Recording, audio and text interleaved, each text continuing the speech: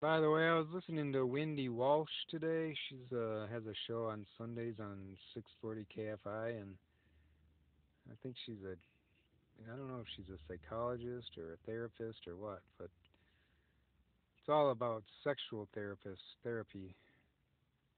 And I just want to issue a warning to Christians about listening to her because, like today, she was talking about casual hookups and how to make them the most meaningful experiences.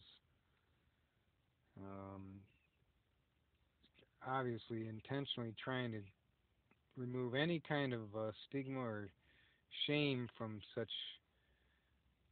experiences as we as Christians would normally say is not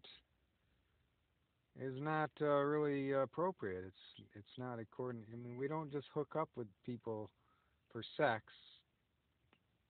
but I mean, once in a while, maybe as Christians, when we date and we think a relationship is starting to go somewhere, we might have some, you know, sexual interactions, but still, the preferable way for Christians is to wait until marriage for sexual intercourse and then remain a monogamous relationship, hopefully for the rest of your life.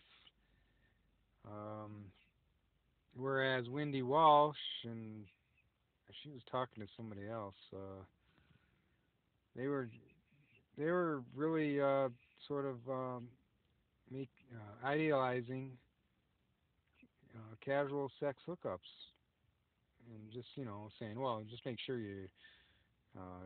it's safe sex and make sure there's consent by both people and this and that. And other than that, there's it's just okay. It's just fun.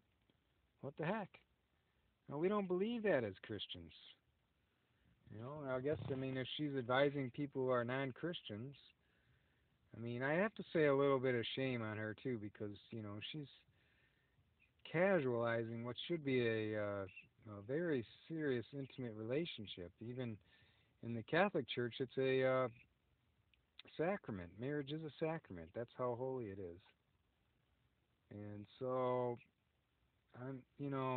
maybe Catholics take it too far in terms of making it so significant, whereas she takes it too far the other way and making way. It's just casual, whatever. And I think there's a happy medium. I mean, marriage is an uh, important to God and to should be and therefore should be the man and woman.